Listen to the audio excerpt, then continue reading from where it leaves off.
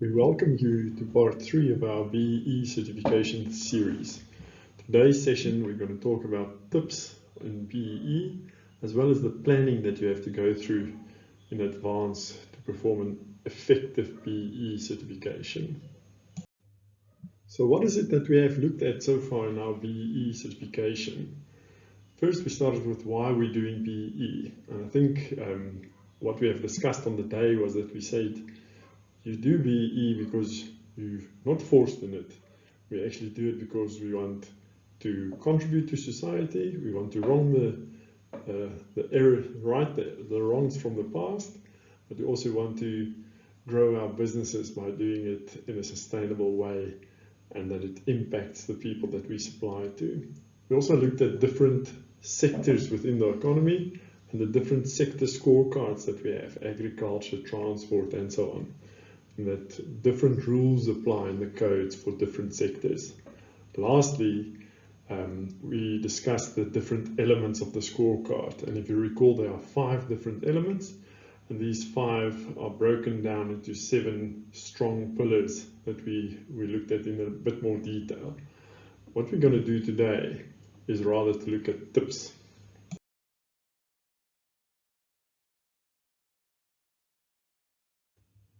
So let's recap a little bit about the different sizes of business that you have. So if we look at EMEs, small businesses, it's below 10 million rand.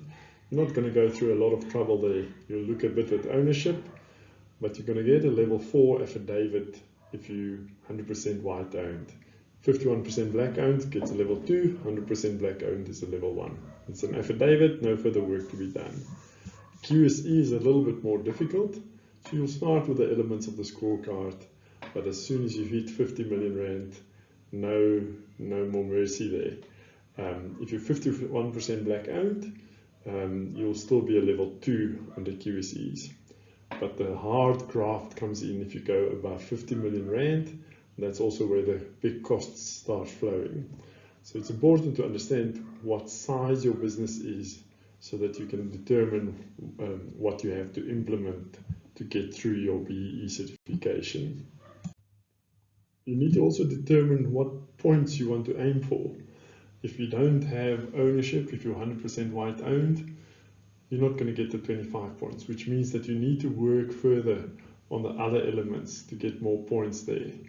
If you don't have black people in your management, it means you also have to get points on other places. It's important to understand your business, to have access to the information, to determine how you're going to tackle the gathering of points throughout the year. Let's discuss a little bit about the planning of your B-BBEE and how to effectively do it. So firstly, start early in the year. A lot of times we're in January or Feb and then suddenly we realize we haven't done a lot about B-BBEE. So it becomes a very expensive exercise because now you start throwing money after the problem.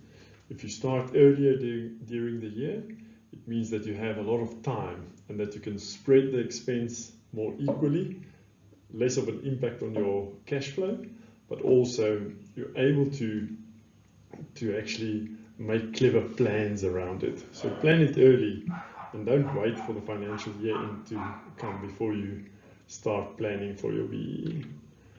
The second point to that, and it ties in, is that your staff salaries can be added to your B-BBEE expense for skills development. So train your own people, it buys loyalty, it buys buy-in from your staff. You also have a bit better control over the expenses and the attendance as well.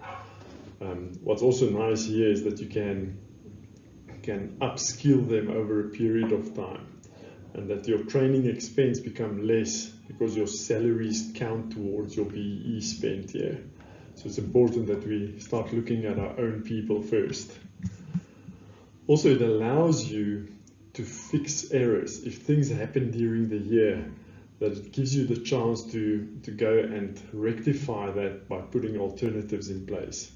Quite an important aspect. If you do it in Feb, probably have one shot to go at it, and you won't be able to fix an error or if you miss something, to go and go and change that.